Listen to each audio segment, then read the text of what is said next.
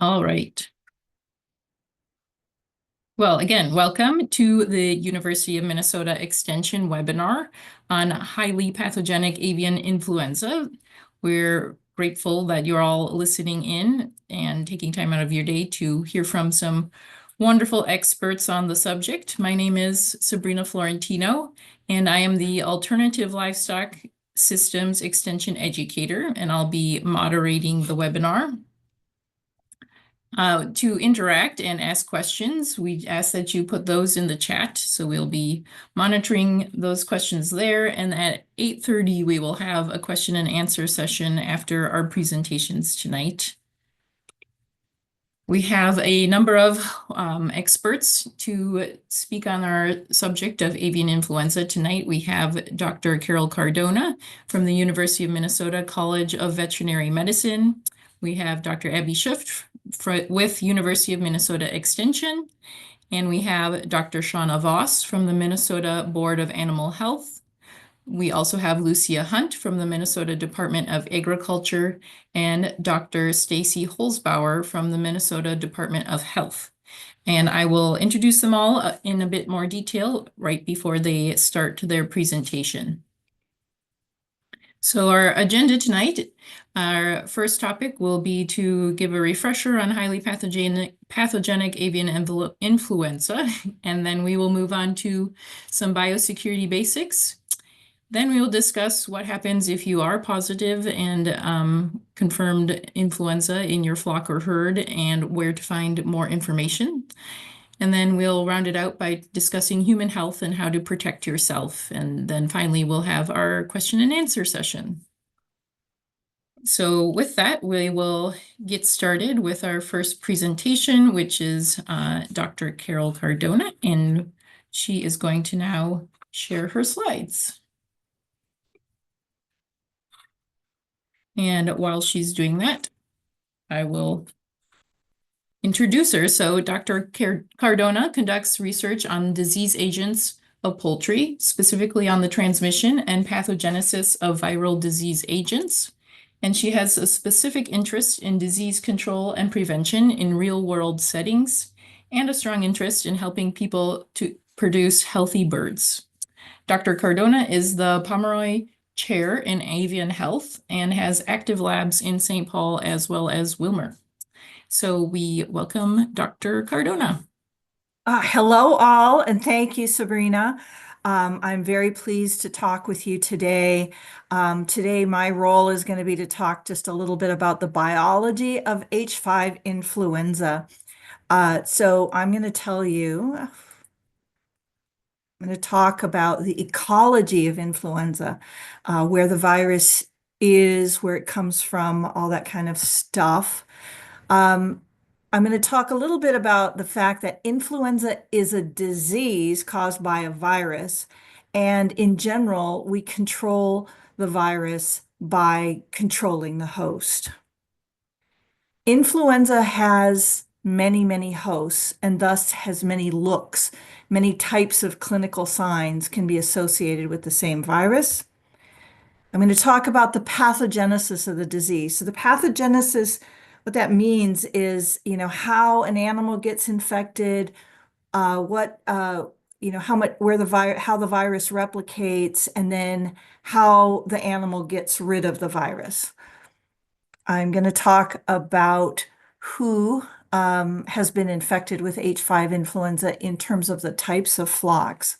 So hopefully you'll learn lots of stuff and you won't have any questions for me. All right, so the current outbreak, the outbreak that started in 2021 is driven by migratory waterfowl. And you look at this picture and you go, oh my gosh, what is she going to talk to us about? This is an excellent set of studies from Louise Moncla and from the University of Pennsylvania. And what you can see here is that Anseriformes, or ducks, are driving the outbreaks. And what we can see is this is every sequence that's been put into this tree of every virus that caused an outbreak. since 2021 and ending in 2023. And what we can see is that at every branch of this tree, that there are blue dots. That means that they came from Anseriformes or the wild waterfowl. If we look at these backbones for these trees, they're blue. And so that tells us that the driving force of this outbreak are ducks. So, and there's lots of other supporting evidence in here, but just look at these backbones and what you see is ducks. Now, this is unlike what happened in 2015, where that outbreak was really driven by commercial poultry. And so if we were to see those trees, we would see a yellow backbone for the Galliformes. So this one driven by ducks until January, about a year ago. Then we started to see another species infected cattle that then began to also drive part of the outbreak. So this cattle H5N1 has very rapidly become endemic, so constantly infecting cattle and perpetuated in that species. So we have outbreaks that are in our domesticated animals that are coming from two sources primarily. One, wild migratory fowl, and two, cattle. So influenza A viruses. So in H5 influenza is an influenza A virus, and they do surprise us sometimes, but maybe they shouldn't. We tend to forget the rules of flu. I've heard many times no one predicted that H5 influenza would emerge in cows. But we know that influenza A viruses like naive hosts. Now, this is a picture that was published 2 years ago, and it's dramatically out of date. So it should have goats and llamas and cattle and sheep on here, as well as mice. So it's missing several hosts of influenza because we are seeing this rapid expansion into lots of new species. Influenza viruses like new hosts. Is there a host that isn't infectable with an H5 influenza? I think if they're warm-blooded, that there will be a circumstance and an opportunity for them to be infected. Influenza A viruses do not infect fish or cold-blooded animals like reptiles, but almost any warm-blooded animal, so almost any mammal or bird, could be infected with avian influenza virus. All right. The other piece is that this virus shouldn't have surprised us because we only know a sliver of what is actually happening with H5 influenza in mammalian and avian species. So there are approximately 2,000 avian species in North America and about 420 that come through Minnesota or are here. And there's about 1,000 mammalian species in North America. What we know is probably 10% of those species. And what we know about those species is that they can be infected. We know very little about if the virus is transmitted between animals of that species, and if they shed enough virus to transmit it to another species. So in terms of the ecology of this H5 influenza, we know very little.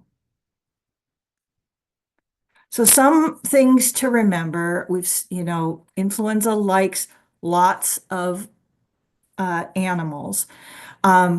Highly pathogenic avian influenza virus will kill poultry if it infects them.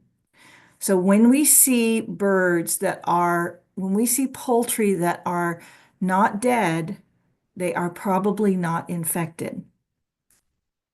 The same virus in another species may only make the animal sick for a while, and then that animal will recover. The virus is H5 influenza virus, not highly pathogenic avian influenza virus, unless it's in poultry. So that's why you're going to hear me talking about H5 influenza virus, so that we understand that's the virus that causes high path AI, but only when it's in poultry. Okay? Pretty tough stuff, huh?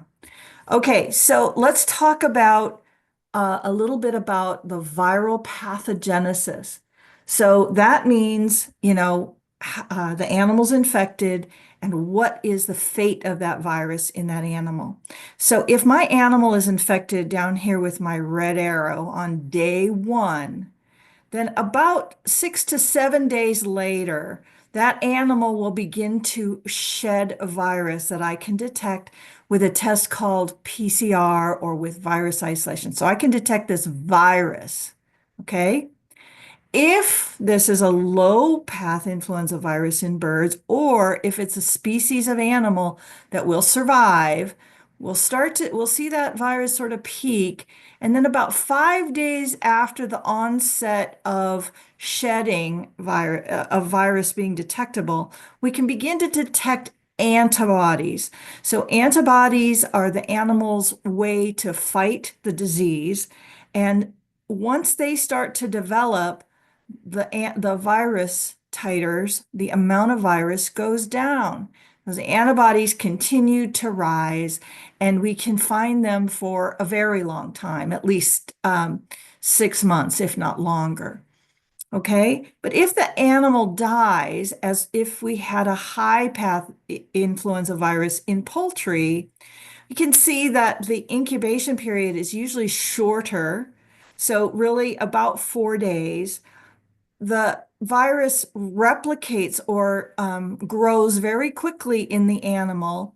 And so it's a little steeper climb to full infection, and then it stops. And why is that? Well, this is a disease caused by a virus. So without a live animal, the virus stops. The virus requires a living host to replicate.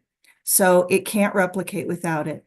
And what we can see here when the animal dies, if the infection happened at 4 days, we would have expected antibodies could have developed at 9 days, but our animal's already dead.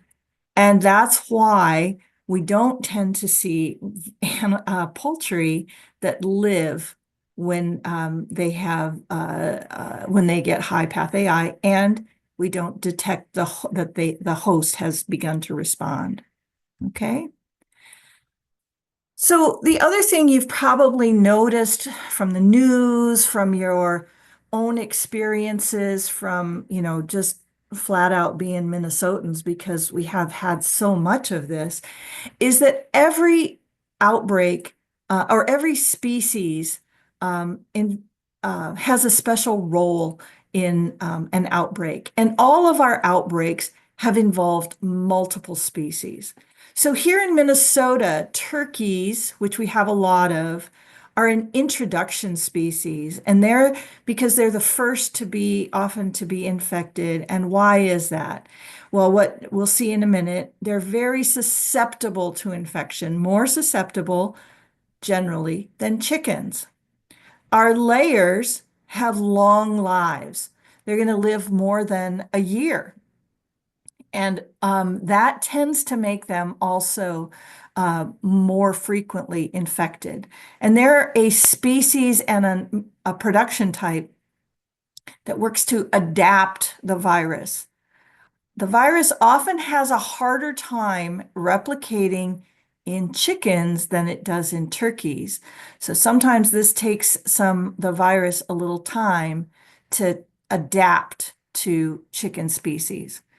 Broilers, very short-lived birds, tend not to be infected and are more resistant to infection. But if they're infected, because 96% of the birds in the United States are broiler chickens, they would represent, if the virus really took off in them, massive expansion and spread throughout the country. So every species in an outbreak has a different role, and they work together to create the outbreaks that we see. So you're going to hear about what happens when you have a positive bird. And I think what you need to know is that when we can stop an infection, an outbreak here at this stage, when only turkeys are involved, we can save a lot of birds. If we have to stop it, when it also is in layers, then we risk this latter stage, which can be even more devastating. Okay, so this is another scientific concept. I know you guys are like, geez, we didn't sign up for science tonight, but hopefully it'll be fun and cool. All right, so R naught is a thought, is an estimate of how quickly something spreads. So R naught, if I'm infected with a disease, R naught is the representation of how many people I would spread that virus to. So if I had Ebola virus, then I would be able to spread that virus to 2 people. And those 2 people would each spread to 2 more people. And you can see that over time, the virus would relatively slowly spread through this gray population of people. In comparison to measles, right now we're seeing a measles outbreak. And so you can imagine the risk with that is just that it spreads so quickly. Each individual can infect so many others, and that just makes the virus spread so quickly through a population. So I want to tell you that poultry, even though, we think of them as one thing, they are not the same. Broiler chickens have an estimated R naught of 2 to 3. So it's going to the spread through a broiler flock is going to look kind of like Ebola. In contrast, egg layers have an R naught of 5 to 10. So that's going to be closer to, Zika up here. And turkeys have this really high R naught of 20 to 50. So that's even going to surpass measles. And that's a representation of the susceptibility of the host and also how they're housed and raised. Needless to say, other species may be even more different from each other than the poultry species. And I believe the R naught for cattle is estimated to be 9 to 10. So very similar to layers. So I wanted to mention this, which is, where have infections been? Again, we see turkeys with a whopping 30%, whereas layers 5% and broilers 4% of the cases. And I think it's important to remember that 96% of our flocks are broiler flocks. So if we were to do a total, if we were to not look at this as the percentage of high-path AI cases, but instead look at it by real numbers of birds, you would see dramatic differences in those numbers. But I wanted to focus here on backyard or small flocks. So this is a really big number, and we've seen that number be relatively consistent over the years. So 58% of the cases have been in small flocks. And I would hazard to guess that a lot of that is because what we're seeing today is a wild waterfowl driven outbreak. And so small flocks tend to have less protection from those types of birds. So how might small flocks get infected? Well, if we have 2 basic sources at this time, and there could be more and it could change over time. But if we think about wild waterfowl and cattle, dairy cattle as potential sources, then how could that virus get into our flocks? Well, of course, we could see, wild waterfowl depositing fecal material into the living areas of domestic poultry. So, but if we protect them with a coop, and some sort of way to keep those waterfowl from coming in and defecating with our small flocks, then we can block that pathway. Could the virus come from the chicks that you purchase at the feed store?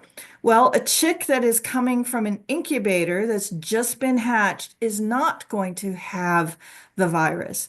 Now, if that chick got contaminated, from an infected flock, or it was housed with some wild waterfowl or something, it could get contaminated. But I'm going to suggest to you that this is a relatively free source, or free of high path AI. So your chicks are not necessarily something I would worry about. Well, what about your feed, right? So you're going to you have to feed your birds. So maybe those ducks have pooped on the feed, and we're going to get the virus in there. We're going to recommend to you that you feed your poultry in their poultry house. That prevents feed spillage and wastage, and it will keep the waterfowl from being attracted to your place. So I think the feed is not necessarily the source. But what about if I were to use some equipment? And by equipment, I've shown a shovel, but it could be your boots. If I've worn those around my dairy cattle that were potentially infected, or I've worn them out to go hunting, and I use those same boots to walk in with my small flock, I think that's a very good opportunity for how the virus would get there. So, Dr. Abby Schuft is going to talk to you about biosecurity. And it's important that you go home and you look at all these pathways and think it through, because we can only provide you with general pathways. It's the specifics that are on your farm, on your premises, that are important to mitigate, because that's the only way you prevent high path AI. So I had to put this in here because, flu is just incredibly complicated, as you've just heard, right? I've talked about, nothing but how it's different from the last thing I said. And I think it's important to remember that it's not just the flu. It's a very complex picture. And, as we progress through these outbreaks, it's important to understand that prevention is as complicated as the ecology of flu. So if you have questions for me, we'll have time at the end of this, and I'm happy to get your emails as well. With that, Thank you, Dr. Cardona. Now we will move on to Abby Schuft, and she will be speaking about our basics of biosecurity, as Dr. Cardona mentioned. Abby Schuft is the program leader for Ag and Natural Resource Systems in the University of Minnesota Extension, and she brings expertise in biosecurity, emergency preparedness, and agricultural outreach. Previously, she was the Minnesota Poultry Extension Educator, where she focused on disease prevention, backyard poultry ordinances, and strengthening communication between industry and regulatory agencies during animal health emergencies. Abby, are you able to pull up your slides? I thought I had, but you can't see them. No, I cannot. Not currently. Okay. All right. I think they are coming now. We see your computer screen. Perfect. Now we can see them. Okay. All right. How many years have we been doing this? And it's still a challenge for all of us. I couldn't see you, so I knew something was probably obviously wrong. So, Good to go well, now. good evening, everybody. Thanks for joining us as we continue to talk about biosecurity and what that word means and how you can apply that on your farm.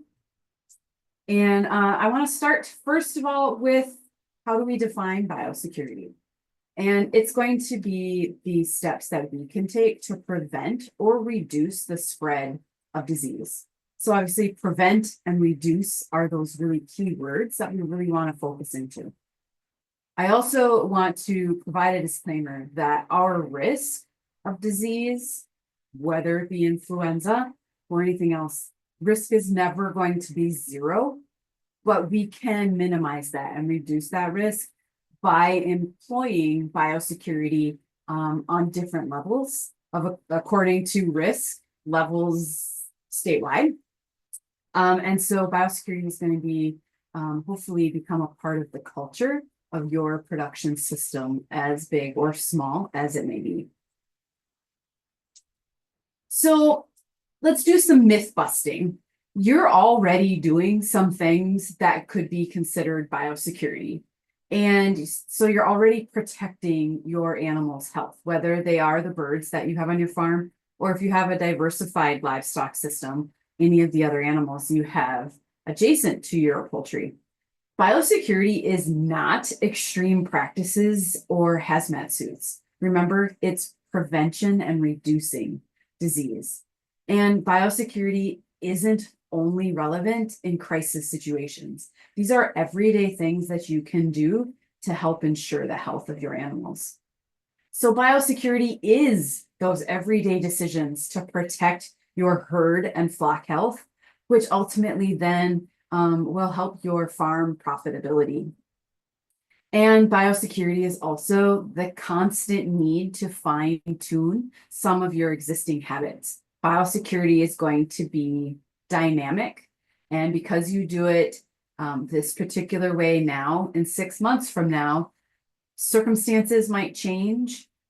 Your structural situation on your farm might change. There might be different risk levels. So it will be fluid, and part of your jobs as an animal caretaker is going to be understanding what is happening in your communities, which is sometimes the greater good, and knowing when you need to change those habits. Biosecurity includes routine vaccination, having vaccinated chicks that you receive from the hatchery, pest control on your farms, having sick or hospital pens, or creating, quarantining and isolating sick birds or other animals that just aren't doing right. That's a veterinary medical technical term, ain't doing right. And so ensuring that you can separate them from the bigger group of animals that you have. That's considered biosecurity. Also caring for your young animals first and separately from the aged animals that you have on your farm sites, because we want to ensure that those younger animals who have a more vulnerable immune system are treated first before you go treat your other animals that have more experience on Earth. And manure and litter management can certainly be considered biosecurity as well. There's just so many components of managing the waste from our animals that can also be categorized as biosecurity. So these are some of the things that you're probably already doing, which we consider part of biosecurity. So what is your role? First of all, I commend all of you for participating in the webinar tonight, because this is helping increase your awareness of the situation of how H5 is affecting our state and all of our livestock industries now. And also your role is having a biosecurity plan. And I have a link there to what I call a learning center. And it's a tool that can help guide you through the National Poultry Improvement Program, principles for biosecurity. And it will help walk you through each of the 14 biosecurity principles that NPIP has in place. This is what our commercial industry uses and needs to have their biosecurity plan audited biennially. That's a hard word to say. But we recommend it as best practice for any poultry flock size, because there are those individual principles that can be addressed. And you'll start to see, as this short presentation moves along, all of the different components of biosecurity. Your role in biosecurity is also understanding what you can control. Dr. Cardona did a really fantastic job explaining that the disease right now is being driven by our wild waterfowl.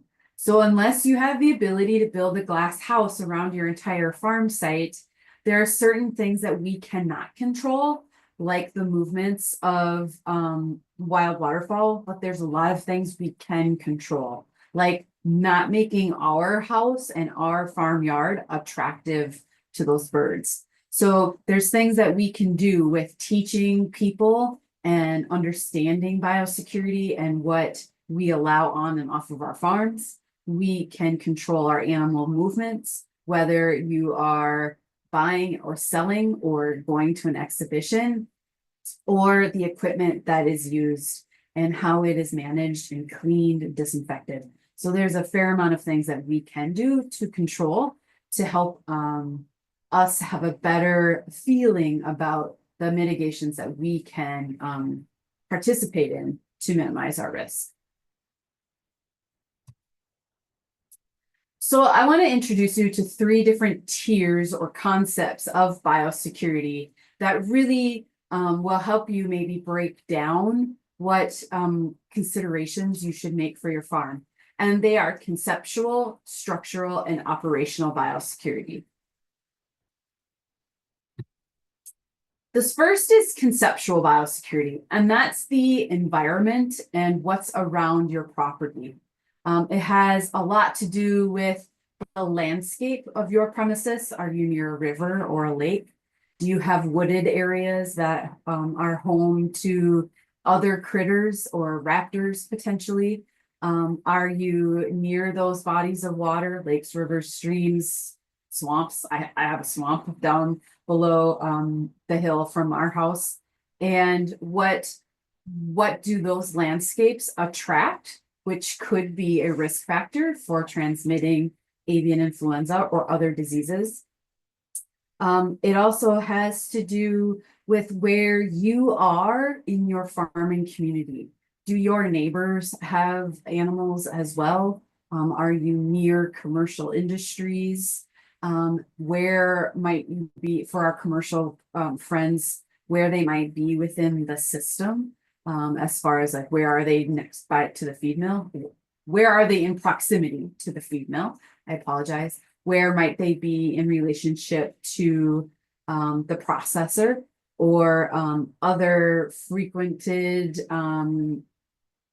modes of transportation, highways, major highways? So like, where do you sit? None of these things we're going to tell you are bad. It's merely a matter of being aware of them and being able to work with it. Sometimes it has to do with, are you near a farm field? And when that farm field gets harvested, the geese like to hang out there for a few days. And understanding what that risk factor might be because of the landscape that's in and around you. So there's lots of ways to accommodate where you are with respect to biosecurity practices. The second tier is structural biosecurity, and that's truly going to be the physical assets that you can put into place to guide your biosecurity practices. And in this photograph, it happens to be, she's a person who works for the Minneapolis Animal Control, and she had a small flock of backyard hens for quite a while. Unfortunately, they've all lived their lives and have passed on now. But there are 3 layers of fence there. And there's going to be another picture coming up shortly in a few slides where she has a physical barrier of fence that Nobody crosses that barrier without participating in a few biosecurity steps. So those are structural things. So for you, maybe it's your barn, maybe it's a coop, maybe it's fences, maybe it's a garage or your home. All of these structural things can contribute. It also can be sparsed down as small as the door, that it has a lock or it doesn't have a lock, so that it limits who can access that space and who cannot. So again, structural biosecurity are going to be physical assets that can contribute to improving your biosecurity systems. And the third tier, unfortunately, is the least dependable, but it's also why I had job security and extension for many, many years. And it's operational biosecurity. And that's all about the human aspect of biosecurity. And that is going to involve a lot of communication, a lot of learning, a lot of willpower to not take the easy route one day because you're tired or you're short on time, and making sure that you can make those decisions to actively engage in biosecurity steps every time you enter and exit the area where your animals are being raised. So operational biosecurity can really focus the lens in on the steps that we take and truly our diligence and our compliance in fulfilling those operational procedures that we have in place and doing them each and every time that we are in and around our animals, as well as expecting those procedures to be completed by any visitors, any veterinarians, other service providers that would be in or around your animals or your birds, and understanding that you need to spend that time giving them some instructions and training them, refreshing their training if it's been a few weeks since they've been there, and making sure that that communication line remains open and that your expectations are delivered clearly each and every time somebody else might be in and around your animals. So ultimately, where do we start with biosecurity? There's really no one solid recipe, and there's no rigid rules to follow outside of the guidances that can be provided in the NPIP biosecurity audit information from USDA's Defend the Flock information. There are biosecurity guidelines and guidances in multiple locations that you can find. And just remember that they're guidances, because one way to implement a line of separation for you is going to look very different potentially than your neighbor. So there's never one good recipe. It's kind of like chocolate chip cookies. Like everybody has their own recipe, right? But they're all really delicious in their own way, and you still get the final delicious treat at the end.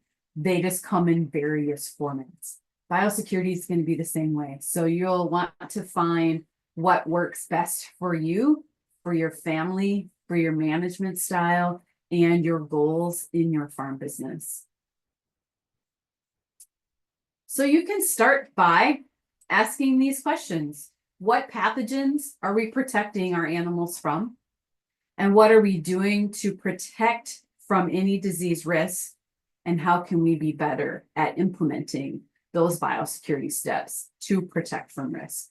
So these are questions that maybe you have a group of people you have coffee with, maybe bring these up, absolutely ask them of yourselves, and to help maybe guide where you want to move forward with your biosecurity on your farm.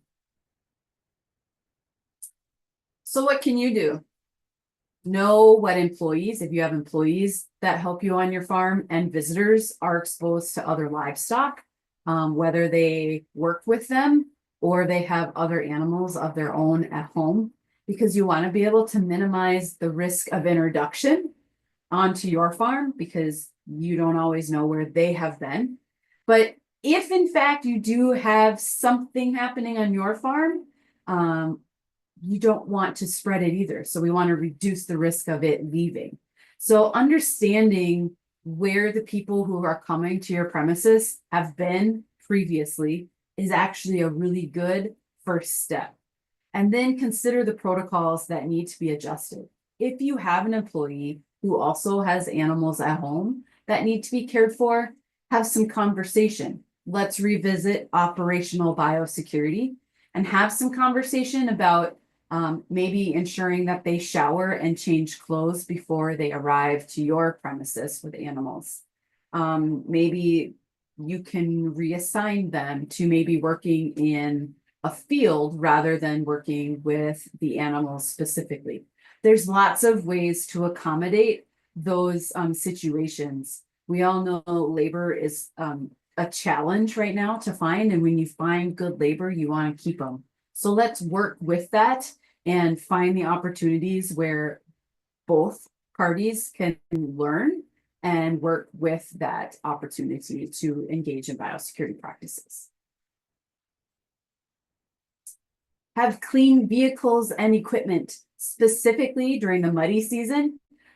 So I'm west of the Twin Cities, and we got slush, essentially. We have inches of slush. So it's muddy and it's gross and it's disgusting everywhere. So this would be one of those times where more frequent vehicle washes are probably really important, specifically going to and from common spaces like the farm store, the feed store, going to the local co-op, and then returning home. If you have animals at multiple sites, or maybe you work in a field that requires you to be on different livestock premises, really ensuring that there's car washing and vehicle washing more often. If you have some distance between spaces where you have different animals kept, ensuring that your equipment is power washed and cleaned and disinfected on a regular basis as well is a really great component to your biosecure practices. So here's Abby's top 5 of the simple steps you can introduce tonight or tomorrow morning if you've already done your chores this evening. Number 1 is to make sure that you have space to isolate and quarantine any animals as needed.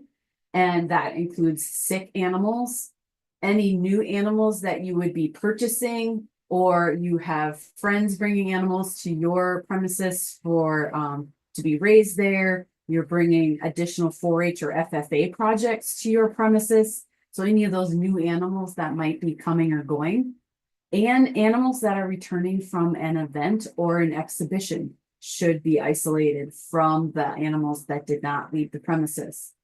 Knowing that I have show horses, this is a challenge because it takes a lot of planning, and sometimes it's going to take some financial investment in order to establish that space appropriately.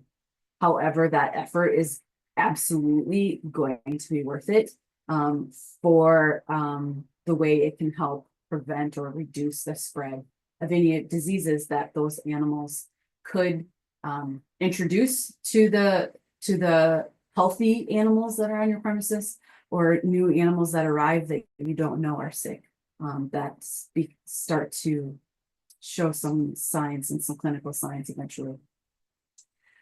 This photograph, let me explain.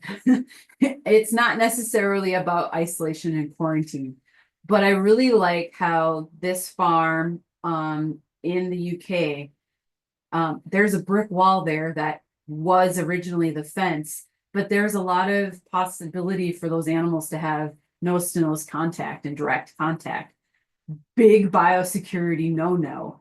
But the producers were then able to set other fence, that barbed wire, on away from the stone fence, so that that direct contact is a lot more challenging for those cattle to have. So those are some ways and some structural ways that you can start separating those animals, and they're functional ways to do that. But again, it's going to take some time, and it's likely going to take some finances to be able to do that. So quarantine and isolation at the first sign of any suspected illness is to isolate that animal immediately, as well as isolate the items that have been related to those animals. So if it's a cage or a kennel that you have some birds in, the waterer or a feeder, anything that that animal has touched, even though it might have been in a group situation, also needs to be pulled and isolated and cleaned and disinfected so that it can hopefully no longer be one of those fomites. Second, you want to seek veterinary care, or in the circumstance that maybe that animal has already died, or you're really just needing to find an answer because it's a persistent challenge. Having those diagnostic services on available to you. The University of Minnesota Veterinary Diagnostic Lab.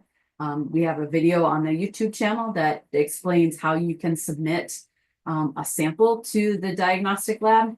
Your veterinarian might do a necropsy on site if that's what you choose, but definitely seeking that veterinary care as soon as possible when you start to see suspected illness. You want to monitor the health of your other birds and other animals. Restrict traffic on and off your farm. If you don't have to go, don't go. And does that person absolutely have to come see the cute new calf that's born that lives on the other side of the farm? Do they absolutely have to come at that point in time until you know what illness might be affecting your birds? And finally, establish communication, whether that's with your veterinary care or any of your personnel. Be transparent, let them know what's going on, and keep those lines of communication open, especially if it is something that needs to be handled a little more intensely. So number 4 on the top 5 list is to maintain and use a line of separation and a perimeter buffer area. And I feel like I'm starting to run a little tight on time. So if you have more specific questions about these 2 items that I'm going to introduce, send me an email. I'll have my contact information up at the end of my slides. But the line of separation and perimeter buffer area are going to be some tangible spaces that are going to help separate your farm site and your animal's living space from the outside world, essentially. So the perimeter buffer area is, in this graphic, is for the small flock owners that might have an urban situation. And the perimeter buffer area might literally be the property line of that city lot. In a commercial circumstance, it's going to be the red dashed line is going to be probably the farm boundary or a fence. But then you can see that there's other fields in the periphery. Maybe it's owned by that farm, maybe it's not.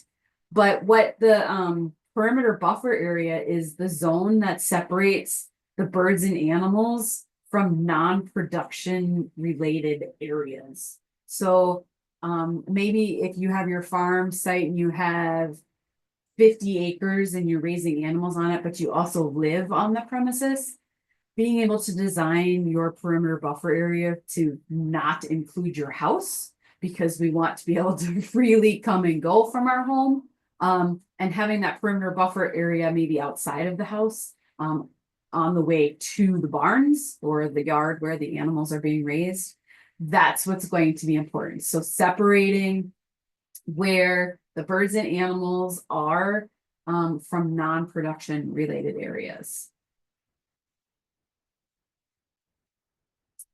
In addition to the perimeter buffer area, we're also going to have a line of separation. And this is a primary component of biosecurity. It's going to be very structural in most cases. And it's a functional line that's going to separate the housing of your animals from the rest of the world and any outside exposure. So that's going to be demonstrated by the yellow dotted line here in like a suburban type of a situation, or in a commercial operation. There's a line of separation at the office on the far left of that aerial map.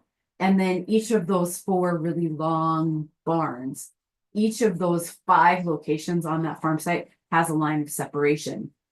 And a line of separation is where you're going to engage in a lot of your biosecurity protocols, where maybe that's where you're going to clean your boots again because sorry, I need to back up. Maybe you've put on clean boots at the perimeter buffer area so that you are bringing in clean clothing and clean footwear onto the farm yard. And then at the line of separation, maybe you're cleaning your boots there. Maybe you're putting on disposable booties. You're making sure you have clean hands. Maybe you're washing your hands. You're putting on disposable gloves.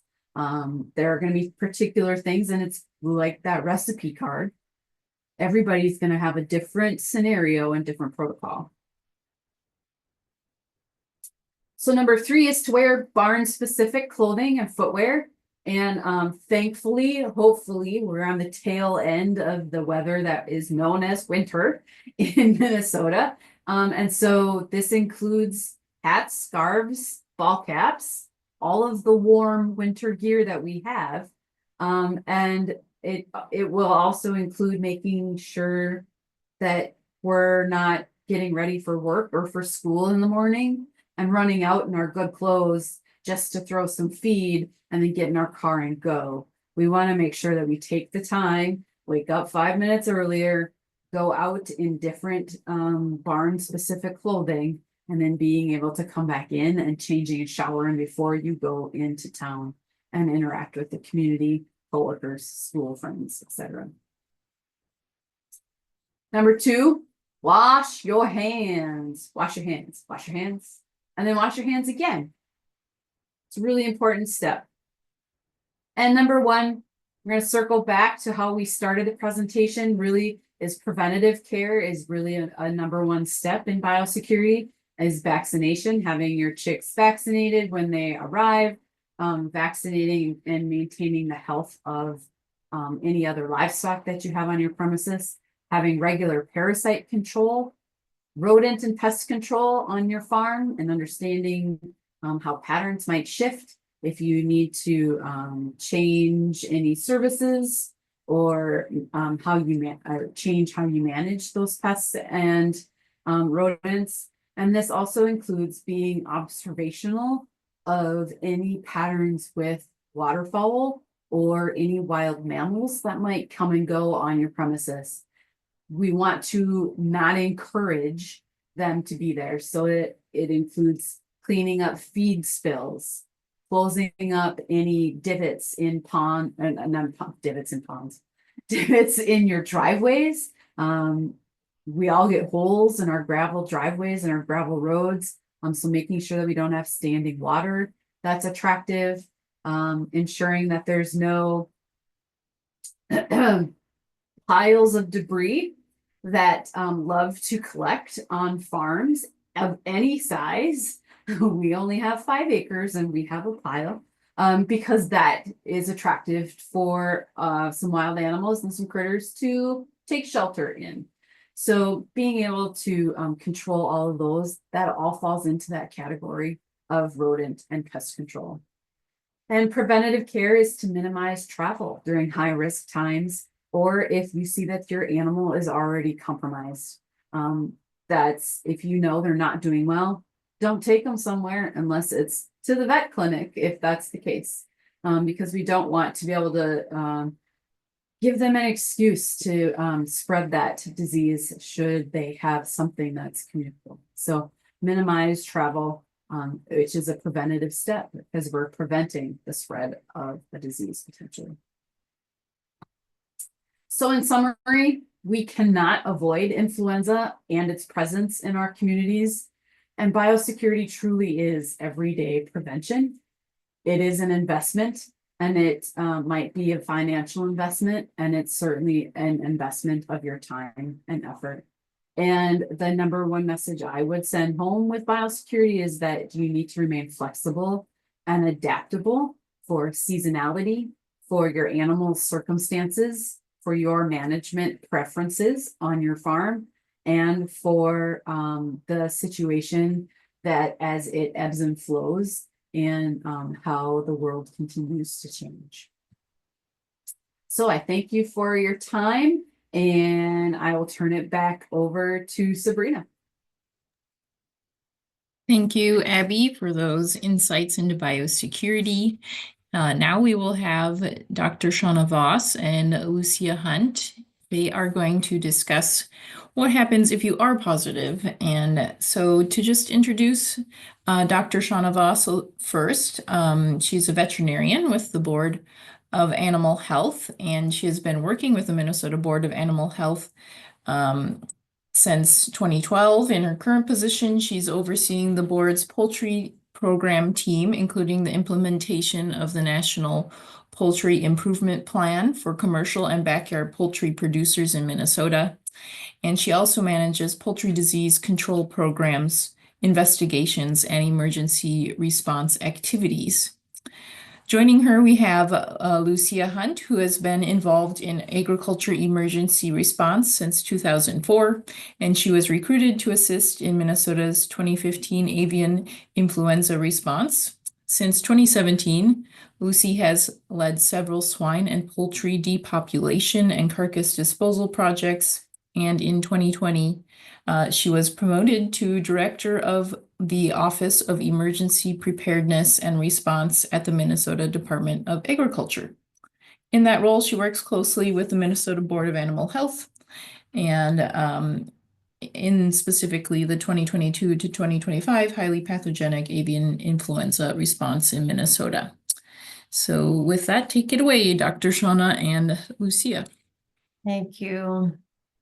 So we wanted to take some time tonight to talk about what happens if your flock does test positive. I know there's a lot of uncertainty, and it can be a scary time. And so we just kind of want to walk through the steps of what that might look like, to try to make sure that, you feel a little bit more comfortable to actually call and report if you've got symptoms in your flock that might be suggestive of highly pathogenic avian influenza.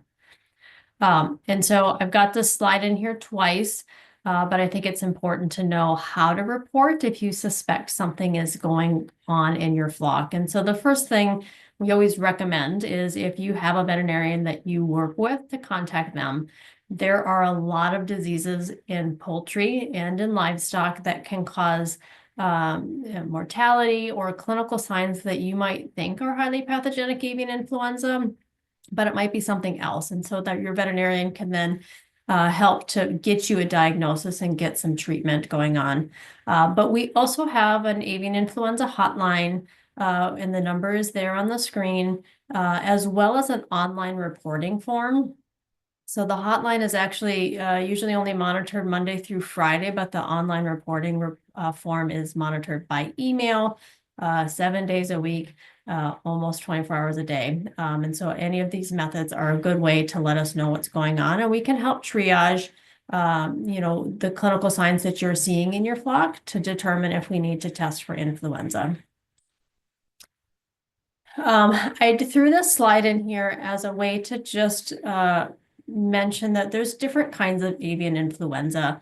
And Dr. Cardona talked about this a little bit, but how we handle our response activities kind of depends on what type of influenza we are dealing with. And so what I'm going to cover today is specifically for highly pathogenic avian influenza, but there are also other kinds of influenza that can infect poultry, like low pathogenic strains that don't tend to have as severe clinical signs, and we respond to those differently. So just focusing on HPAI today, this is considered a foreign animal disease, and it is a combined federal and state response. And it used to be kind of a rare event in the United States, and unfortunately, we are embedded in an outbreak that is going on, 3+ years now. But it does require an immediate response, and I'm going to walk through what that response looks like.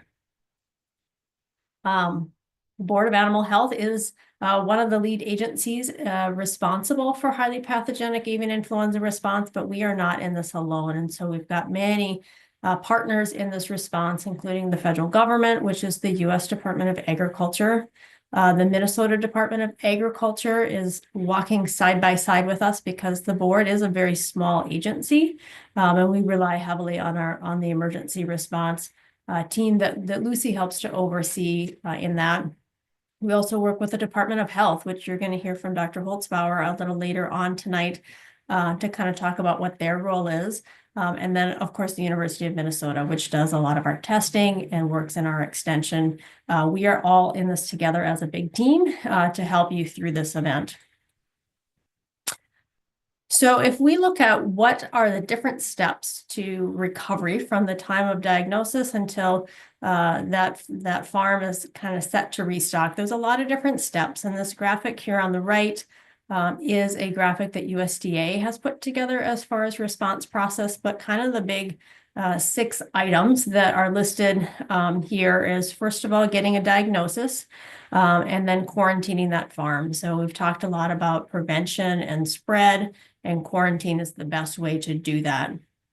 There's also an appraisal and compensation. So there are some financial opportunities to make sure that if we do have to put down infected birds, that you are compensated for that and compensated for the virus elimination activity. So the measures that we take to ensure that virus isn't sticking around on that farm. And so there is some financial opportunities to help cover that. And then depopulation and disposal, which we'll cover briefly. Lucy's going to help to cover a little bit about what depopulation looks like and the different methods that we use. And then I mentioned the virus elimination. So again, making sure that we feel confident that that virus isn't sticking around so that we can restock with new animals and make sure that they stay healthy. We spend a lot of time talking about the infected farm, and that's where I'm going to cover most of my topics today, but I do just want to mention that you might be part of an affected farm. So you're not infected, you don't have sick or infected animals on the site, but you might have a neighbor nearby that is infected. And so as part of our response activities, we do establish what's called a control area around certain premises that are infected. And this is primarily our commercial premises or premises that the World Organization for Animal Health, that's that WOA acronym that I have on the screen, classifies as poultry. And so it's our bigger flocks that maybe have some commercial type activities going on where they sell product or are providing some sort of commerce off their farm. We establish a control area, and within that control area, commercial flocks are quarantined and they are required to do weekly surveillance testing because we want to better understand and know if there's any neighboring farms that are also infected. And then we can also prove to our trading partners and everybody else who's kind of watching that we've done our due diligence to make sure that we know where this virus is and that we are working to make sure that it is eliminated. Commercial flocks also have movement restrictions placed on them, so they cannot move product on or off their farm unless they do it under permit, and that usually requires testing. But then as far as our small flock owners, we try to do a lot of outreach and notification of those farms so that they understand, what might be circulating in the area, and so that they know what to do if they have any birds that are displaying clinical signs that might be consistent. And so it's a way to kind of reach out to them, not necessarily require testing unless there's flocks that are showing signs that might be consistent with HPAI. And so the question we get a lot is, what does this look like? What happens if I get or my flock is determined to be infected? And I think the number one message that I want to make sure that I send home today for you guys is that you are not in this alone. So the very first thing that we do when we have positive test results is we make sure that a case manager is assigned to every farm to help guide you through the process. So there's a lot of different steps that are involved, and it can be overwhelming, especially when it's an emotional time for people, because it's, there's just a lot that goes on, and it's a very sad thing to have to go through. And so that case manager is going to help make sure that the premises owner understands the specifics of the quarantine, and they're going to be there during the depopulation and disposal activities to make sure that you understand what will be expected, what's going to happen, you know, guide you through that process and make sure that it goes as well as it can.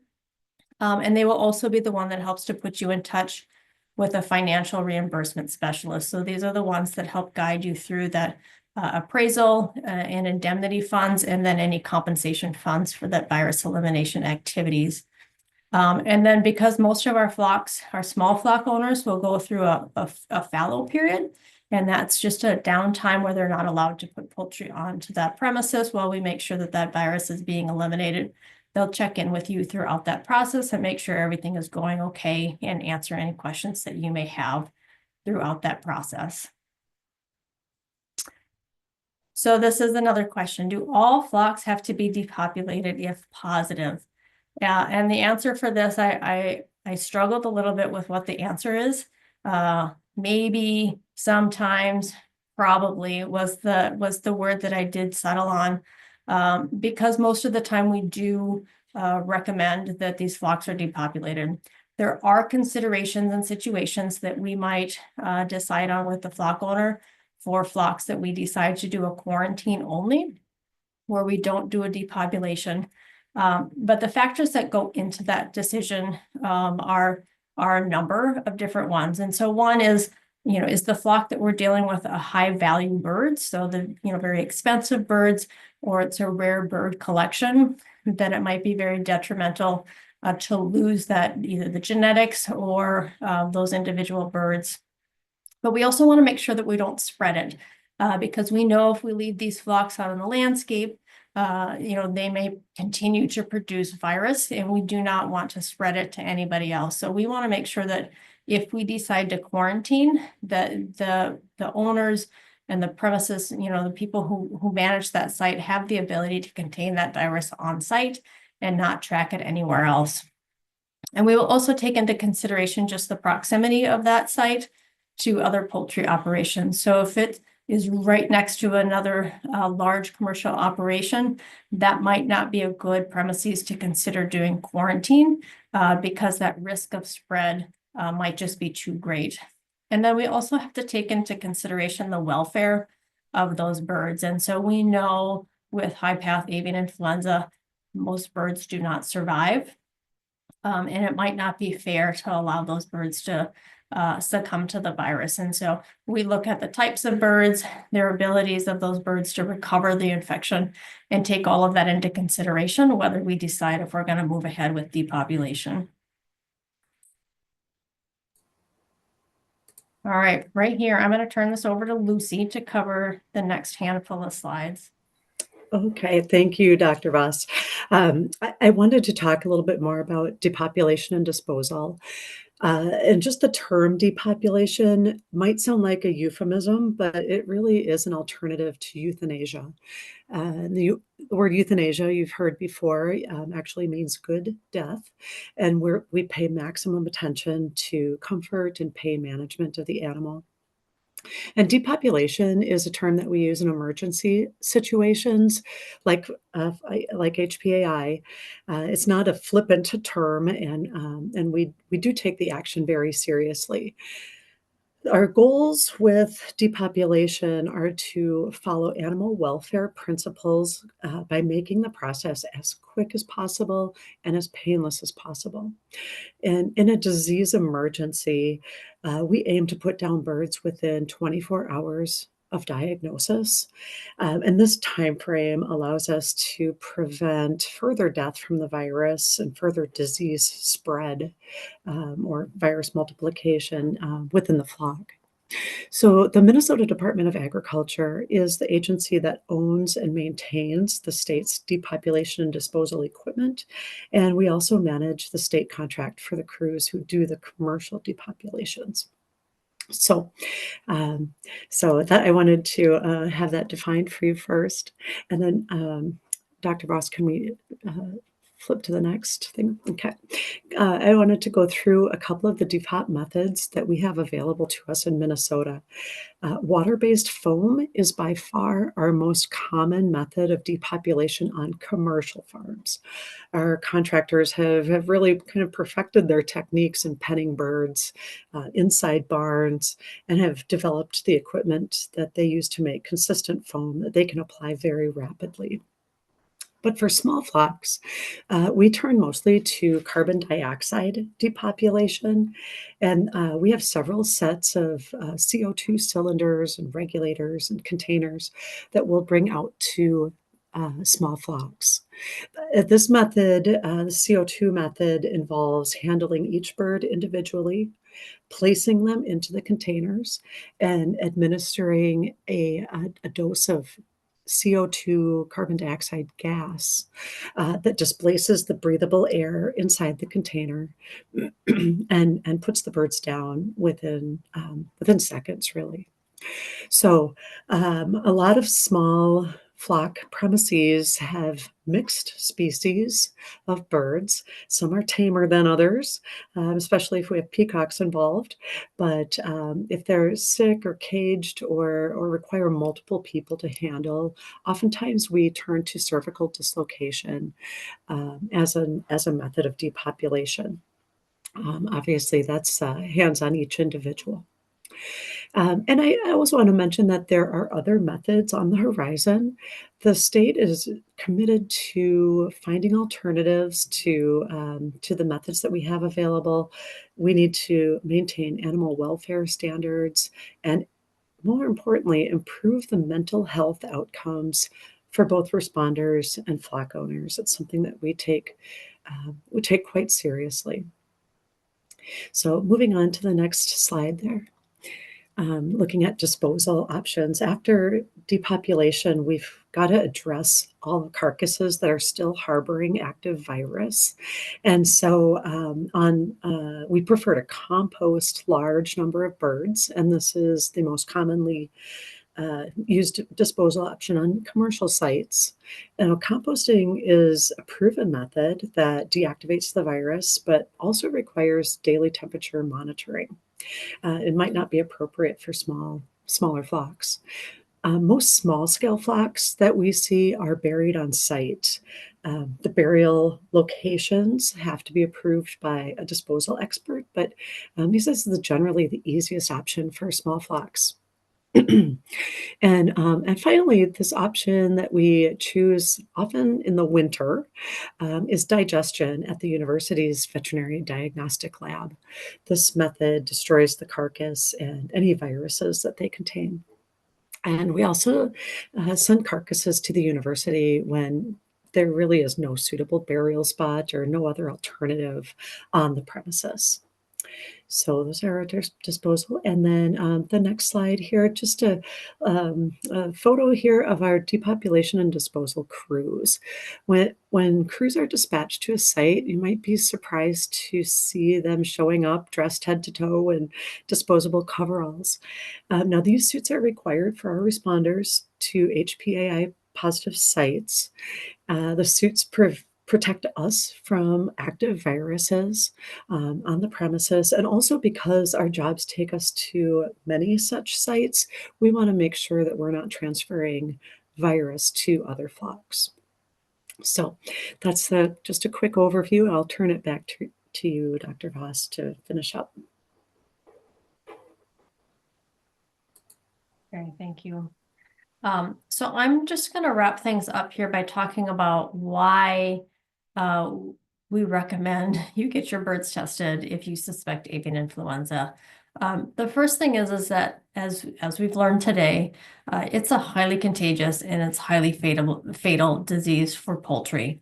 And so while the virus needs a host to survive and spread, we know that it spreads very quickly through a flock, and it can spread through neighboring flocks and kill that entire flock. And so what testing does is it allows us to get an early detection, which can help limit the painful and severe illness in that bird, but also limit the spread to other flocks so that we're not perpetuating the problem and potentially putting other flocks at risk. The disease status for detections within poultry affects everybody within the state. So whether you're a large commercial flock or you're a small flock with only 5 birds, having that detection in the state is just really important because it does impact and determine how we look at the disease spread within the state. And so regardless of our size, detecting and managing that HPAI infection is just critical for preventing disease spread and then protecting the welfare of all of our neighbors, whether that's a small flock or a big commercial facility. And then lastly, we want to make sure that we're prioritizing poultry welfare within this. And so I think sometimes folks think that as responders, we become kind of numb to the welfare of the animals, and we're just looking at putting down our flocks, and that's really not true. We know that birds who have to go through a high path it's painful, it's difficult to watch as humans as well, and so having that humane euthanasia is necessary to limit the spread, but also to help prevent painful death in the animals. And as Lucy talked about, the euthanasia and depopulation methods that we use are only performed by trained personnel. And we do make sure that we're following the American Veterinary Medical Association, or AVMA, methods for approved euthanasia and depopulation. And I will just wrap up with this very beautiful graphic that Dr. Schuft also helped to develop at the start of our outbreak about protecting your flock. And so she covered a lot of really good biosecurity measures and how to look at protecting your flock. But this graphic here helps to kind of visualize things and just provide some really basic things that I think all producers, whether they're big or small, can do to help make sure that we're reducing that risk of tracking that virus into our flocks. And lastly, I will again end with how to contact us if you think that your flock might be infected. We've got our hotline number at 1-833-454-0156. And then we have our sick bird report form. And then also, if you've got a veterinarian, please make sure that you're communicating with them and they will help you get a diagnosis if we are lucky enough to say that is influenza negative, which I hope that will always be the case. And I would be happy to take questions at the end of the webinar. Thank you.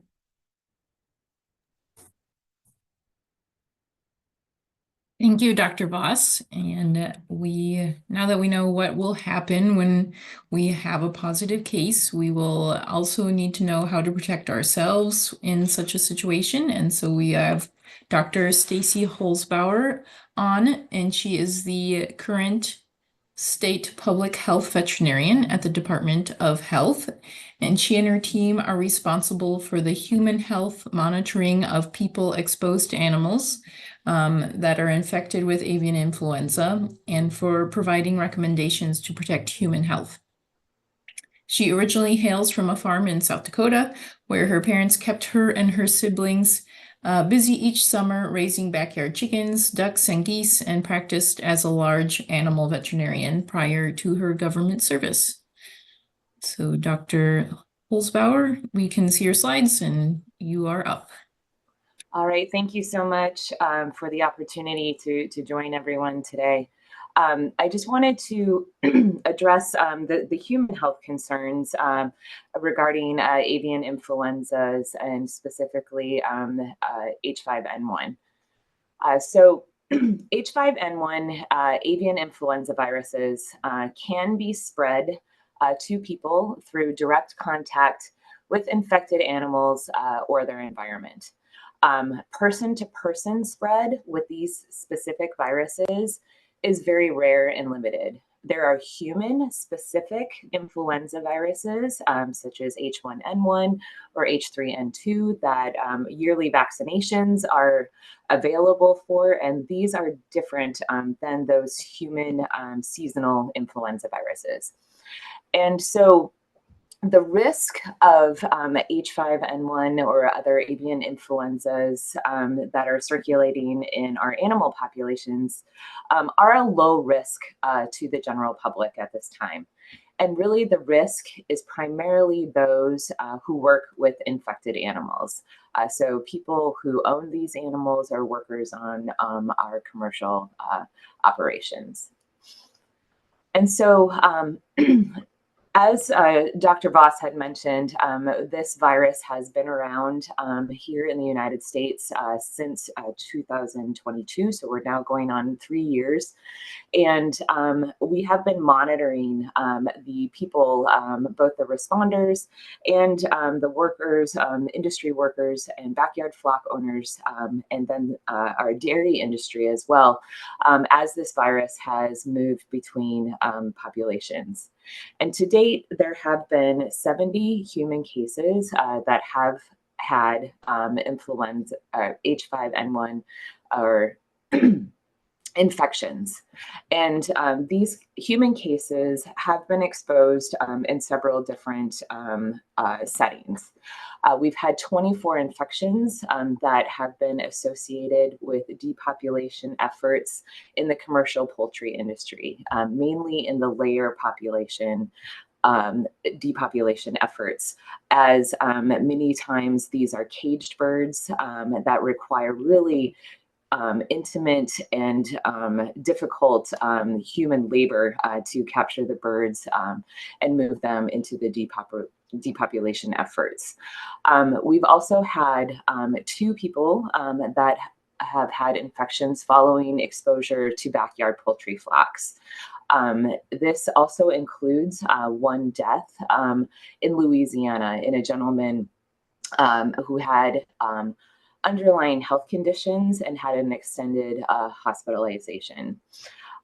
We've had 41 people that have been infected following dairy cattle exposure. The vast majority of these workers have worked in the milk parlor or in the hospital sick pens for dairy cows. And we know that milk has a high viral load, and we're likely exposed to infected milk. However, we do routine influenza surveillance for seasonal influenza in people, but are constantly looking for infections of avian influenza that may have spilled over into the human population. And thus far, we have detected 3 people who were detected through routine human influenza surveillance. So we're collecting samples from people that are either hospitalized or present to their primary care docs for influenza testing. And at this point in time, these 3, their exposures were actually unknown where they were exposed to the virus. And so, as Dr. Voss had mentioned, we are a supporting agency to the Board of Animal Health and the Minnesota Department of Agriculture's response. And we are responsible for monitoring the health of the people that are both exposed to these animals as animal owners, or working in the commercial poultry or dairy industry, or even companion animals that have been infected. So reaching out to our veterinary colleagues and companion animal owners as well. And it does not matter the species of animal that is infected. We treat the people who were exposed to these infected animals the same.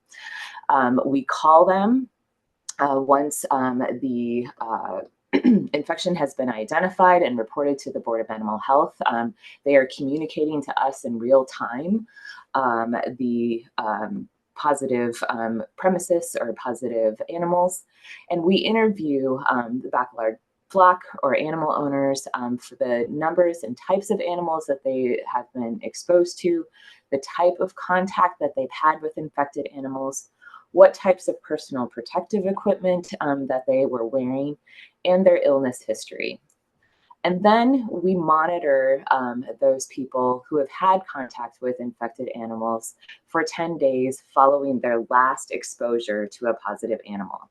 And so this calculation of 10 days can actually vary between species and animals, depending on the Board of Animal Health's decisions on quarantine or depopulation. So, for example, a commercial poultry operation whose birds are depopulated within 24 hours of positive detection, the clock for the people who are exposed to those animals will start as soon as those animals have been put into their compost piles and the virus is contained. And then we start counting 10 days from there. So the actual time that we may be monitoring can be longer. An example on the other extreme would be our positive dairy herds, where we monitor people until those dairy herds are released from quarantine. And so this past summer, the longest time that we had monitored anyone was up to 3 months. And essentially what we're looking for are people who develop respiratory symptoms, so influenza-like illness, or eye infections. The presenting symptoms are really not different from seasonal influenzas that humans get every fall and winter, except for the high percentage of people that we've seen in our 70 infections in the United States for having eye infections or conjunctivitis. So over 97% of our human cases at this point in time have reported conjunctivitis, and many of them, that is their only symptom that they're reporting. And so we work to test people who develop symptoms after their animals get sick. Our laboratory is the only lab that at this point in time has the capability of testing specifically for this virus. And so we coordinate with persons, healthcare providers to get the most appropriate specimens. And we also provide recommendations on preventing infections and PPE use, in addition to providing antivirals as needed. So as Dr. Schiff did such an excellent job talking about the importance of biosecurity and protecting your animals, biosecurity also helps protect you. And so before avian influenza is identified in your animals, it's so important to use those good biosecurity practices and having chore-specific clothing and shoes and work gloves and washing your hands so that you are not bringing the virus or the other potential zoonotic bacteria or other germs that can make you sick into your home, or exposing them to your indoor pets or other family members. And we also encourage everyone to get their seasonal flu vaccination so that we are protecting ourselves from seasonal influenza, which can also look very similar to avian influenza, and reduces the chance that a seasonal human flu could reassort or share its genetic material with an avian influenza virus and create a new, more easily transmittable influenza virus.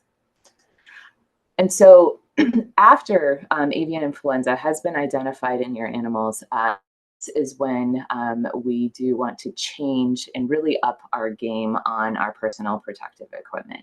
And so as Lucy had shown what the responders will look like, this is really the gold standard for personal protective equipment, or PPE, that we want our flock owners and workers to be wearing. And it's such a wonderful idea to have an emergency PPE kit that you can literally put into a gallon plastic bag available, so that if you happen to notice a sudden mortality in your birds, that you can protect yourself before you go into your coop and cross that line of separation. And so in this kit, we want you to have either chore-specific coveralls, or Tyveks. Tyveks are nice because they are disposable. And so it would be possible to remove them at your line of separation and not bring them into your house so that you're doing laundry. Rubber boots, latex or natural gloves, goggles, and an N95 respirator. And while this is the gold standard, our goal is not to is to protect yourself, and it's really a Swiss cheese model. And the thing that we most want to do is to make sure that we're protecting our eyes, our nose, and our mouth, because that is where the virus will enter into your body.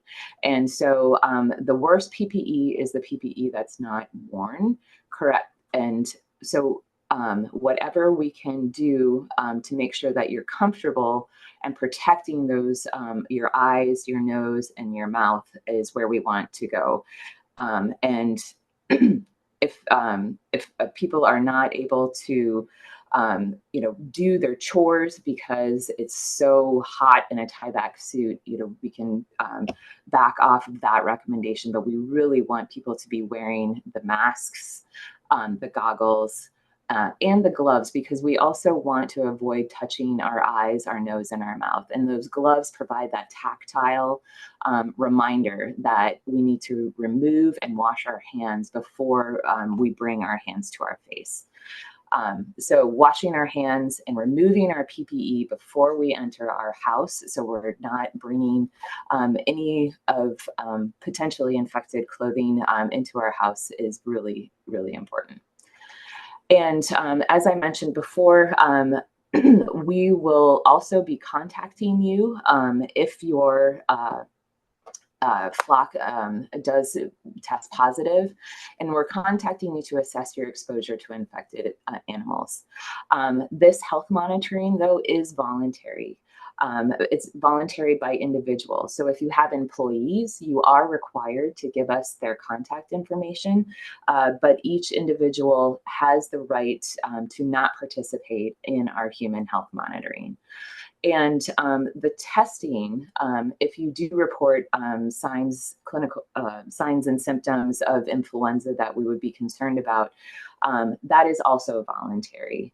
And you do not have to participate in our human health monitoring, where we're contacting you daily in order to get tested. You can refuse testing, but then if you develop symptoms, give us a call and we're happy to help arrange for testing. So in short, please give us a call if you have any questions about the human health concerns. When your case manager comes to your farm, they will include a packet of our information that highlights the risks to people that are exposed to these animals and how to protect yourself, a review of the PPE that's recommended, and also our monitoring and testing procedures. But we're happy to take any questions that you may have.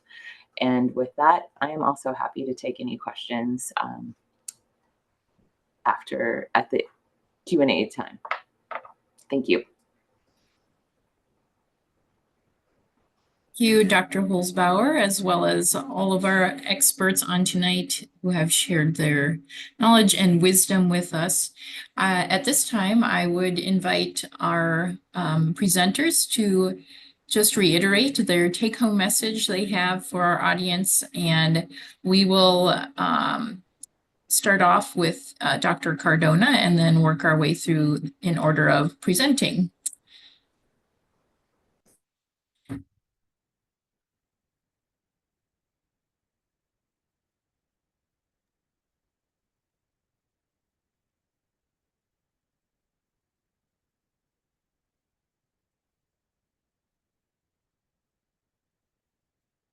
Dr. Cardona, do you have your take-home message? Yeah, so my take-home message is going to be that influenza viruses change like all the time. So you have to be flexible and you have to think, take the time to think about what you're seeing. And I'm going to pass on my saved up extra take-home messages for Dr. Schaft, because she's got the biosecurity section, which is actually the most important. We didn't plan this at all. Um, if I were Carol, I would say that you also have to be adaptable with your biosecurity and staying aware of situations and participating in events like this, and making sure that you can use your resources at the Board of Animal Health on their dashboard or USDA, so that you can not become obsessive about it, but understanding like what's happening and where your neighbors might be. So, and that biosecurity is going to take an investment, but it's absolutely worth that investment. And I think I'm going to pass that on to Sean and Lucy. I think the take home message that I wanted to remind people of is to get that diagnosis. I think it's really important to understand what's happening in your flock and to be good neighbors and stewards of our communities to get that diagnosis. And then help, because that's the number one thing, is to help to prevent spread, is to know where it is. And not to be afraid. We're in this together. I'm always just a phone call away. And use those numbers and reach out to us if you've got questions. And I'll pipe up here. My takeaway is, as a planner, as a checklist writer, always have an emergency plan. That could be in case of a natural disaster, power outage, disease outbreak, human or bird. Make sure your plan covers sheltering, food, water, medications for your animals, and also it's never pleasant, but do think about that worst case scenario. If you would have to put your flock down all at once, thinking through these planning steps in advance. It's like a note to your future self, and when you might have a lot of other things on your mind. So plan ahead. And to build off of Lucy's message of planning ahead, I think my take-home message would be to have an emergency PPE kit available at your ready, so that you're not scrambling to find, an N95 mask or goggles that you can wear if your birds do become ill.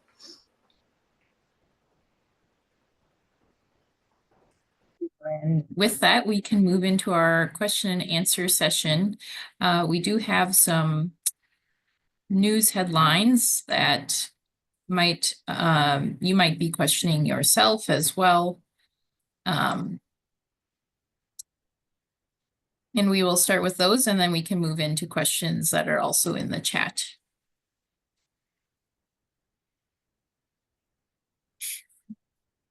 Are you able to see my slides? Yes.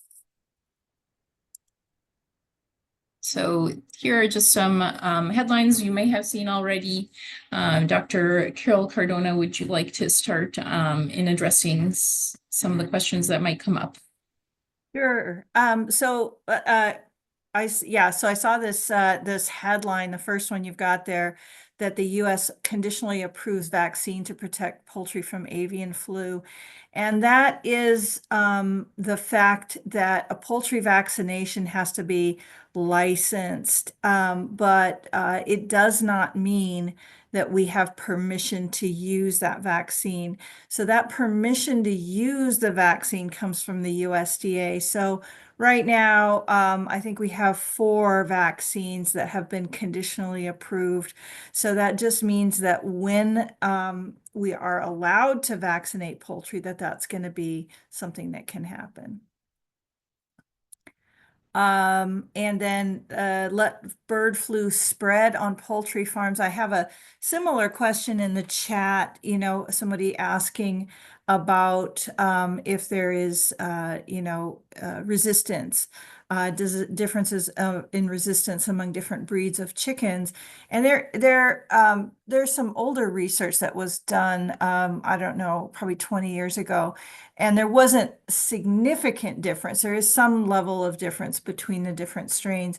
But the problem with this idea is that there still remains, even though we potentially could get to seeing a few birds survive, we would wipe out 90% of the chickens in the United States, and that could result in famine because you don't have enough food for people and food insecurity. We're already seeing that a bit with the eggs. But the other piece is that if you can imagine the flu virus spreading through a poultry flock, I think Dr. Holzbauer will freak out because that will create a tremendous human health hazard because there's so many infected animals and so much virus. It would create a much bigger opportunity for humans to be infected. And I would just remind you that, you know, those egg-laying hens are all girls, and you do need a male or two to produce progeny. So,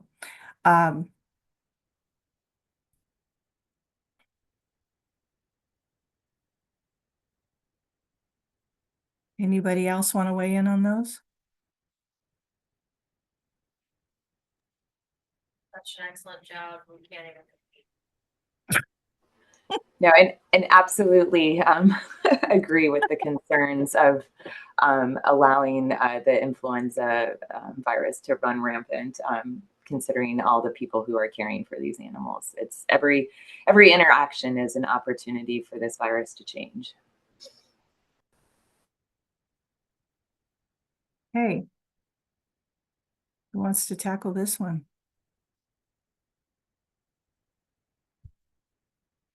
All right. Influenza attack, you know, can infect lots of types of animals. Cats have been infected many, many times. I think we first saw it back in around 2005, where they, yes, George, I saw that. I know you weren't asking that, and I will, I will answer your question too. Somebody's asking about vaccination. We are not allowed to vaccinate poultry yet because many, many years ago, before we had the types of infrastructure that we now have and the types of technologies we now have, it was decided that if you were vaccinating, that meant you had high path AI. We didn't want to import meat from countries that were vaccinating because we thought we could import the virus. We now have a lot more technology that we could take care of that. So we at the United States said that we wouldn't import. That then resulted in other countries saying they wouldn't import from us. So this is a trade barrier. And so it would cost a tremendous amount of money in trade if the United States were to start vaccinating. So that's why we cannot vaccinate at this point. Does anybody have any different opinions? Because no? Okay. USDA cats are an important flu host. First time we saw cat infections were when you know, they were feeding infected carcasses from the outbreak in the early 2000s to tigers in Thailand in the zoo, and they killed those animals. Or, you know, there was massive numbers of tiger deaths. Since then, we've seen lots and lots of cat infections. The recalled raw food. So, you know, I don't think we know, Shauna or Lucy, how raw food was infected. It seems that the raw foods are not necessarily disinfected enough. So they go through a pasteurization process that still keeps them raw, but it looks like that didn't quite kill off all the virus. That would be my suspicion. So my recommendation is that you feed your cats cooked food. Anybody else? I'll just weigh in on that. Thank you. I agree.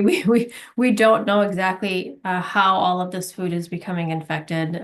It is coming from apparently different sources, so it's not like it's all coming from one company or even one type of protein source.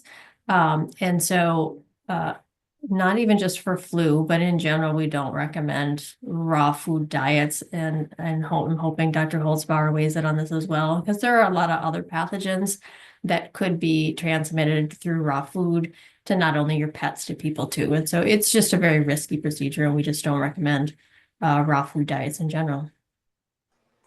Yeah, to reiterate Dr. Voss's point, every year we see Salmonella and Campylobacter infections in people who are feeding their pets raw food diet. And sometimes it's from direct contact with the raw food diet, but pets such as dogs and cats can also become colonized with both Salmonella especially, but also Campylobacter as well. And so there is a risk both for your pet and for people for those bacterial infections. There haven't been any human cases that have been identified associated with infections at cats at this point, but we do monitor all of the people who are exposed to infected companion animals, specifically cats, has been our experience thus far. And there was, just to keep talking about the importance of, separating what's happening in your animal pens or the coop from your home. There have been reports of indoor only cats who have become ill and have succumbed to this virus. And the only thing that they were exposed to were the clothing that in these situations, they were dairy people who worked on dairy farms, specifically in the milk parlor. So likely had contaminated milk on their clothes and had brought them into their home, and their cats were exposed to that.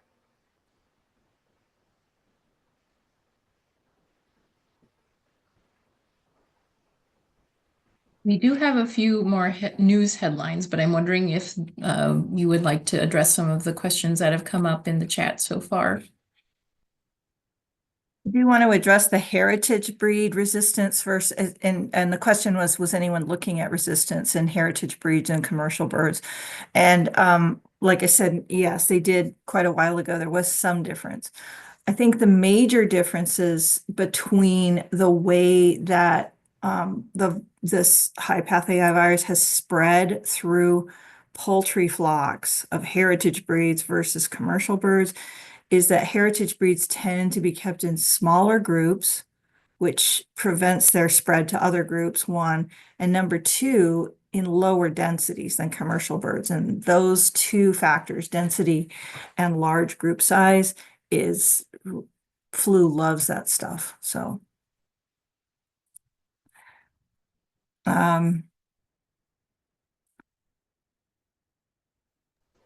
I can address the question about sources of where to buy PPE supplies.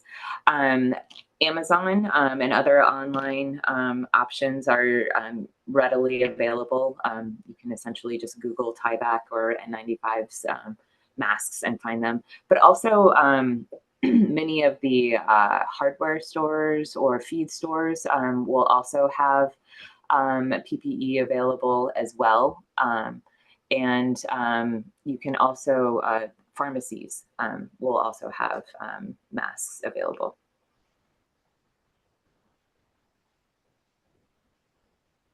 can answer the one about wild bird carcasses or duck carcasses. So the question is, how long can the virus live in dead wild waterfowl? The concern of it, the person is concerned with it spreading to raptors and mammals who eat from the dead bodies. It's a really valid concern. The virus does persist in dead carcasses for months if frozen, like on a Minnesota lake or in a Minnesota lake, or weeks even in hot weather. If you see dead animals, so sometimes they die on your own premises, it's best to pick them up and dispose of them. If you see them out, it's great if you can dispose of them to protect scavengers, but if they're on your own premises, it's important to collect them, bag them up, and I'm going to hear my fellow panelists will tell me that I'm wrong here, but I put them in the trash. And I would highly recommend a shower and a change of clothes after you do that and before you go back to your own birds or any of your other animals. So are we allowed to put them in the trash, guys? I think it depends on your municipality, right? Yes. Okay. And so I would also suggest to you that that is why we never have trash pickup near your birds. Because people like me are putting carcasses in there. Carol, there's a new question of why is the DNR not collecting them? Okay, thank you, Abby, for answering that. All right. Now, I think the DNR comes out if there's 5 or more. We can refer them to their bird hotline, but yeah, that's all I got. Yeah, I'll chime in on that as well. You know, the Department of Natural Resources has limited personnel and resources available, and to go about trying to collect every dead bird that's out there is just it's unrealistic. I know the Department of Natural Resources received a lot of reports this past spring and winter with open bodies of water, and there was a lot of sick and dead birds. And it was actually just dangerous for them to go out and try to do some of that testing. And so they are good partners in our response as well, but they also are limited by just day-to-day things, right? People and the environment. Okay, so we have the question here. Abby, do you want to take this one on the 16 hens and 1 rooster? And when can this person start letting them out? See that? Thank you for having a relationship with a veterinarian for your poultry flocks. I know that's not always easy, especially with these smaller flocks. When do you think I can start letting them out? Southeast Minnesota, not near any ponds or lakes. I have a flock close to my GP. He did chase 2 bald eagles out of a tree last month. GP. A dog, I'm assuming. Great Pyrenees, probably. Oh, Oh, livestock guardian dog. Okay. So we would consider now-ish high risk with birds moving. So there's not going to be a really definitive date of when I can tell you it's okay to start letting your birds free range again. It's going to be circumstantial. How our weather continues. If you start to see maybe some of those populations slowing down, I would still always urge you to consider keeping an eye on them and maybe not truly allowing them to free range 24 hours a day. And just being aware of the circumstances and any environmental changes around them. And so obviously, yes, we're in this high risk time now with the migratory season upon us. So keep the conversations going with your veterinarian. so if there's cases happening near you, luckily there's not right now. That's also a consideration. this veterinarian is going to suggest when the weather's nice and warm, probably somewhere in mid-June to July, that it's probably safer to let your birds range, but it's not free of risk. It's just usually safer. So the virus doesn't like UV light, so keeping things clean, keeping things good. Somebody asked about Han Ip. Han Ip is a great guy and a good friend, and over at the Wildlife Health Center in Madison. Yes, his Facebook should be highly credible, especially on wildlife. He's not an ag guy, so just maybe if he's giving you ag advice, maybe that's not so credible, but he's definitely a very good flu guy and an excellent on wildlife. And does the world trade apply to backyard poultry? Yes, it does, apparently. Shauna, do you want to comment? Yeah, I mentioned in my presentation, there's something called the World Organization for Animal Health, and they have definitions for what is classified as poultry. And it's not the same definition as what we think of as poultry, and there's more specifically relates to commerce and poultry, flock size.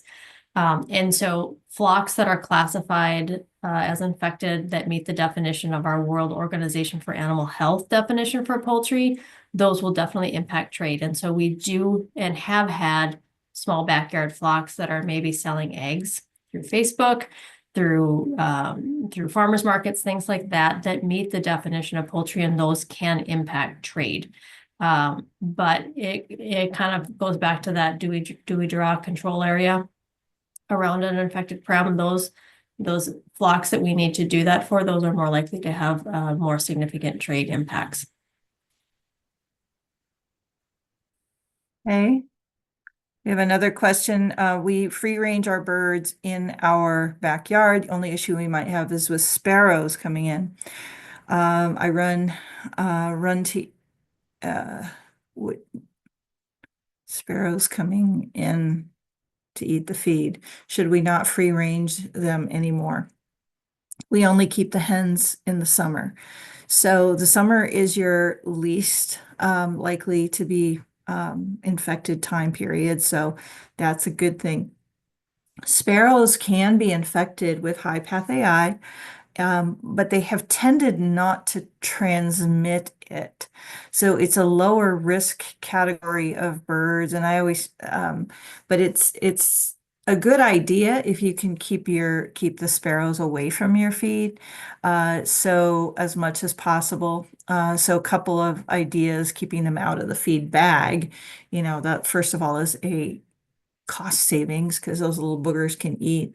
But the other thing is, I mentioned feeding them indoors. And so chickens will come and find feed, and they will tend to keep sparrows away because they will go after them. But you can also put you can put mesh around the feeders that would go over it so that the chickens would go in, but it would discourage the sparrows. Again, it's a lower risk bird. It depends on how risk tolerant you are. I guess I myself would not be overly concerned about it, but they could get it through those exposures. There's one question that I'd like to address, that they have a pond that can't be moved that attracts a lot of wild birds. Is our farm limited to structural and operational tools, or are there other ways to mitigate risk?